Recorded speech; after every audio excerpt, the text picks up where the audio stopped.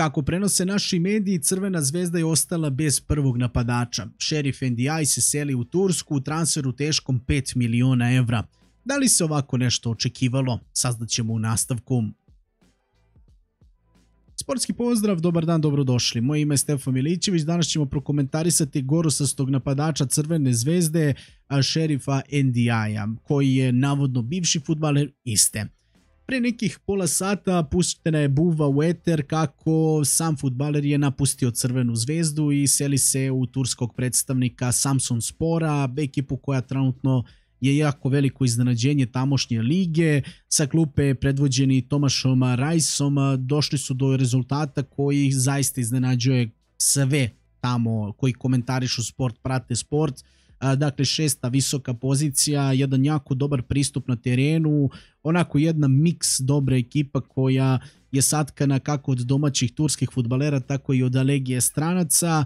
Isto tako treba izdvojiti nekolicinu pojačanja koji su debelo plaćeni, koji su tu da naprave razliku, ali i pored toga oni su prodavali fudbalere. Čak je jedan njihov igrač završio u Watfordu, pazite, Mark Bola iz turske lige, da ti tek tako odeš u Premier ligu, nije to lako, a to duše ne znam šta je Watford, Premier Liga, Championship, svakako nije to lako da se desi. Jedan jako dobro organizovan klub će biti nova sredina za napadača koji je do juče nosio dres Crvene zvezde, koji je na 89 utakmica postigao 40 golova i 12 asistencija, kome nije strano igranje u Turskoj, pošto je već nosio dres Gostepea i Adane Demirspora. Iskreno da budem sa vama, ovaj momak je došao u sezoni, ako se ne varam, 23 na 24 za 4 miliona evra. Očekivalo se dosta više da će se zaraditi na njemu i čini se da je ovaj potez Crvene zvezde daj šta daš. Jeste, slažem se, on je bio nezadovoljan, želeo je iskorak u karijeri, prevazišao je Crvenu zvezdu, bar kada su njegove mogućnosti u pitanju, što i pokazuje da nije otišao posle Zvezdu u top 5 liga ili ti ne znam gde, otišao je u turskog predstavnika koji će se ove godine boriti vrlo verovatno za opstanak. Naplatit će se masno, uzet će veliku lovu na kontu plate jer Turci plaćaju izuzetno.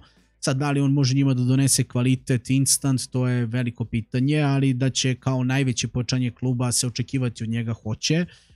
Crvena zvezda ga plaća 4 miliona, sada zarađuje 5, odmah se u medijima predstavlja kako je Zvezda ove godine 50 miliona evra zaradila ili ti 48, kako god. Mislim da to tako ne treba da se radi, treba da se kaže da se na njemu izgubilo, jer u njega je ulagana velika plata, koliko sezona, koliko bonusa, premija i ostalih čuda. Isto tako, narod zaboravlja da je on imao u ugovoru klauzulu po kome je klub mogao da mu aktivira još jednu godinu plus igranja u Crvenoj zvezdi, što je verovatno bio posljednji potez istih čelnih ljudi. Međutim, na kraju možemo slobodno konstatovati da se radi o džentlmenskom dogovoru u kome Crvena zvezda očigledno nije želela da mu pravi problem i u fazonu je bila daj šta daš. Znate kako, s jedne strane, 5 miliona nije, da kažemo, nešto što je malo, to je zaista velika lova. Kada se gleda ta transfer razlika, zaradilo se milion. Očekivanja su bila dosta veća, obzirom kakve su spekulacije obitavale posljednjih mesec i po dana, prvo 12 miliona, pa 11, pa 13, pa 15, pa se onda spustilo na 8, pa na 7. Znate kako, niko nije očekivao ovo, ali ako hoćemo surovo realni da budemo, 5 miliona je naspram onoga šta je ovaj fudbaler pružio Crvenoj zvezdi. 40 golova na 89 utakmica nije malo, to je njegov ukupan učinak. Sada ima tu golova i u Evropi, ima tu golova i mimo Evrope. Pazite, on je u Superligi Srbije prošle godine dao 18 pogodaka, 5 asistencija imao, u Evropi dao 2 gola, 1 asistenciju, u kvalifikacijama nije imao nekog učinka, ali nekako mi se čini da se zakasnilo s njegovom prodajom. Trebalo je da se razilazimo odmah s njim na kraju prošle sezone kada on ima statistike koje govore 42 nastupa, 22 gola, 7 asistencija, 3000 minuta, odmah pedala. Nema tu kvalifikacije i ostalo jer vidite do čega je došlo. Ono što raduje u ovom trenutku to je da Crvena zvezda će sigurno sada potražiti neko adekvatno rešenje u napadu, jer su i sami komentarisali pre nekih, hajde da kažemo 20 dana, kako ne smeju da se opklade na Arnautovića koji je dosta podložan povredama. Biće interesantno videti o kom profilu igrača razmišljaju, naročito pošto su doveli ovog Handela za koliko beše 3,5-4 miliona evra.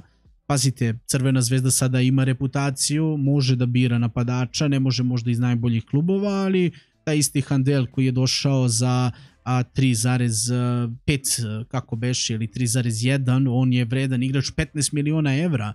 Znate, opšta pomana se pokrenula tamo u Portugalu, kako to da igrač od 13 miliona evra ti prodaješ za 3 miliona. Moglo bi tu svašta da se desi. Imaju čak i neke spekulacije i neke priče da bi Crvenu zvezdu mogao da pojača neki premier ligaški napadač. Tako se bar pričalo pre nekih 20-30 dana. Opšte je poznato da će Zvezda tražiti napadača i da će tražiti još jedno pojačanje, sad vrlo verovatno na krilima.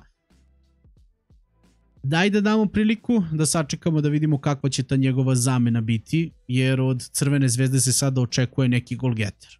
Nema šta, da se ne lažemo, s Bruno Duarteom može da se iznese sezonu u Superligi Srbije, onda bude u rotaciji sa Arnautovićem, to mi je okej.